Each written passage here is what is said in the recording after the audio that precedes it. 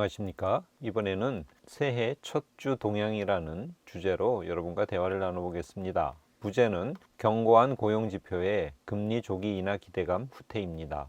월스트리트 저널의 제임스 맥킨토시 기자는 나는 왜 올해, 그러니까 작년이죠, 경제 전망을 틀렸나라는 주제의 기사를 작성했습니다. 그래서 미국 경기가 자신은 23년에 나쁠 것으로 예상했는데 나쁘지 않았던 이유로 제임스 맥킨토시 기자는 4가지를 꼽았습니다. 첫 번째는 팬데믹으로 인해서 공급 차질이 발생했는데 그것이 곧 사라지면서 수요와 공급의 균형이 맞춰지면서 가격 변동성이 둔화된 것을 미국 경기가 생각보다 나쁘지 않았던 첫 번째 이유로 꼽았습니다. 그리고 두 번째는 미국 정부가 GDP의 8%에 해당하는 막대한 지출을 감행함으로써 경기 침체를 막은 사실을 이유로 들었고요. 세 번째는 개인과 기업들이 생각보다 장기 저금리로 대출을 받은 비율이 높아서 작년에 연준이 급격하게 금리를 올렸음에도 불구하고 고금리 영향이 그렇게 크지 않았다는 사실을 지적했습니다. 그리고 마지막으로 작년 3월 실리콘밸리 은행 등 지방은행의 부도 위기가 발생하자 연준이 겉으로는 금리를 올리고 자금을 회수하는 조치를 취했지만 내부적으로는 막대한 유동성을 공급해서 결과적으로 금리 상승 효과를 상쇄시켰다고 맥킨토시 기자는 지적했습니다. 이러한 주된 4가지 이유로 작년에 미국 경기가 생각보다 나쁘지 않았다고 합니다. 미국 현지 시간으로 5일 12월 고용 보고서가 발표되었습니다. 비농업 고용 지수가 21만 6천 명으로 확인됐는데요. 시장의 예상은 17만 명이었습니다. 21만 6천 명은 그것보다 훨씬 많은 사람들이 고용되어 있다는 의미죠. 이렇게 고용률이 좋으니까 연준이 금리를 조기에 인하할 거라는 기대감이 이 지표 발표 이후에 급격하게 사그라들었습니다. 그 결과 미국 10년물 국채금리 일주일 차트인데요. 지난주에 금리가 올랐죠. 즉 연준이 늦어도 3월에는 기준금리를 인하할 거라는 기대감 속에서 작년 말부터 국채금리가 하락해 왔는데 고용지표가 좋게 나옴에 따라서 연준이 금리를 조속하게 내리지 않을 거라는 예상이 시장에 반영되면서 지난 1주 동안 국채금리가 이렇게 오른 것입니다. 여러분은 연봉이 어느 정도 되나요? 작년 연말정산 자료를 집계한 결과 근로소득을 신고한 노동자의 1인 평균 급여액은 4,213만 원으로 나타났습니다. 대략 연봉이 4,200만 원 정도 되면 우리나라의 평균 벌이가 되는 셈입니다. 억대 연봉자는 132만 명으로 1년 사이에 17%가 늘었다고 합니다. 부채를 제외한 순자산 규모가 대략 10억 원 정도 되는 가구라면 우리나라 상위 10% 언저리에 속하는 것으로 조사되었고요. 국내 가구의 순자산 평균액은 4억 원 정도로 확인되었습니다. 이 금액은 최상위층의 자산이 증가하면서 평균값이 높아진 결과입니다. 순자산 평균액은 4억 원이지만 대략 4억 원 정도를 자산으로 갖고 있는 가구는 우리나라 상위 30% 근처에 해당한다고 합니다. 그리고 작년에 자산은 줄고 부채는 늘면서 순자산 평균액이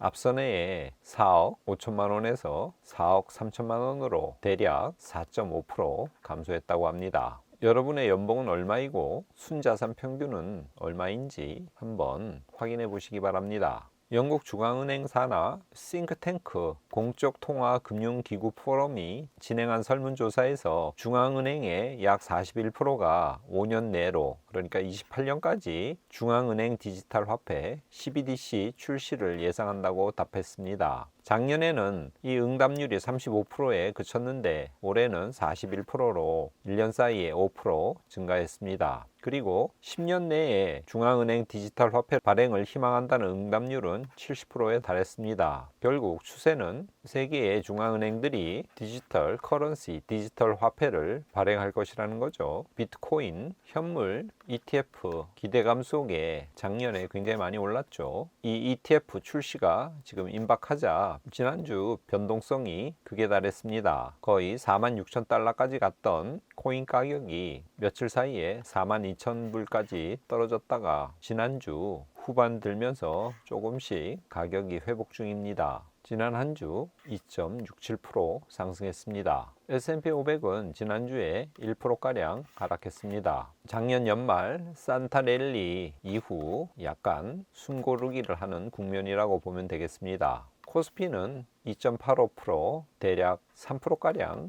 하락했습니다. S&P 500보다 더 많이 가격이 떨어졌죠. 금 선물 차트 지난 한 주 변동 모습입니다. 대략 1.25%가량 하락했습니다. 서부 텍사스 중진류 가격은 지난 한 주 사이에 2.16% 상승으로 장을 마감했습니다. 정리하겠습니다. 비트코인 현물 ETF 승인이 예상되고 그 승인하는 시간이 임박해옴에 따라서 가격 변동이 심해졌던 한 주였습니다. 미국에서는 상반된 두 지표가 발표되었습니다. 비농업 고용지수와 ISM 서비스업 구매자 관리 지수입니다. 미국 시간으로 5일 12월 비농업 고용 지표가 21만 6천 명으로 발표되었습니다. 예상 17만 명보다 더 많은 숫자로 이는 경기가 계속 좋다는 뜻이고 그래서 시장의 조기 금리 인하 기대에 찬물을 끼얹었습니다. 또한 ISM 서비스업 구매자 관리 지수 PMI가 예상은 52.5였는데 50.6으로 나왔습니다. 생각보다 지수가 낮죠. 50이 중립인데 거의 50 근처에 해당하는 숫자가 나왔습니다. 이것은 생각보다 서비스업에 종사하는 사람들이 앞으로의 경기 전망을 좋게 보지 않는다는 뜻이죠. 침체 시나리오의 가능성이 펼쳐지고 있습니다. 앞에서는 경기 화랑을 뜻하는 비농업 고용 지표 그리고 침체가 예상되는 서비스업 구매자 관리 지수 이 둘의 발표로 인해서 시장은 잠시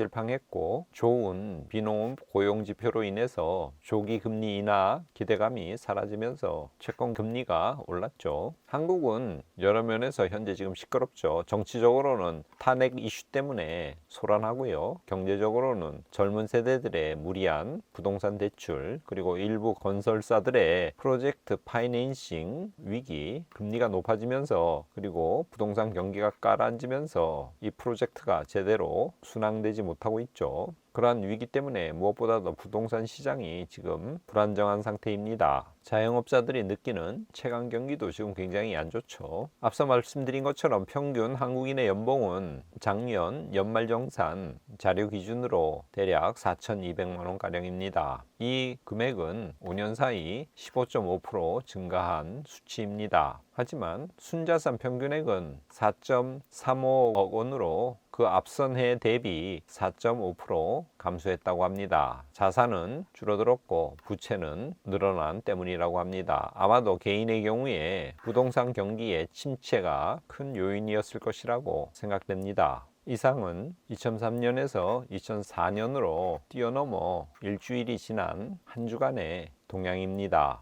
오늘은 시편 100편 3절에서 4절 말씀을 가져왔습니다. 제가 읽어보겠습니다. 여호와가 우리 하나님이신 줄 너희는 알지어다. 그는 우리를 지으시니요 우리는 그의 것이니 그의 백성이요 그의 기르시는 양이로다. 감사함으로 그의 문에 들어가며 찬송함으로 그의 궁전에 들어가서 그에게 감사하며 그의 이름을 송축할지어다. 구약은 여호와를 경외하는 것이 지식의 근본이라고 말씀하고 계십니다. 잠언 1장 7절에 내용이 있죠. 시편 기자는 신앙인이 알아야 될 첫 번째 사항을 오늘 말씀에서 말하고 있습니다. 우리는 하나님의 것이라는 거죠. 그가 우리를 지으셨고 우리는 그의 백성이고 양이라는 사실입니다. 여호와가 우리의 하나님이심을 알 때 우리는 기뻐하고 감사하게 되는 것입니다. 그 이름을 송축할 수 있게 됩니다. 새해 첫 주가 지났습니다. 꽹후의 두런두런 시청자 여러분, 우리는 하나님의 백성 그리고 그의 양이라는 사실을 잊지 마시기를 바랍니다.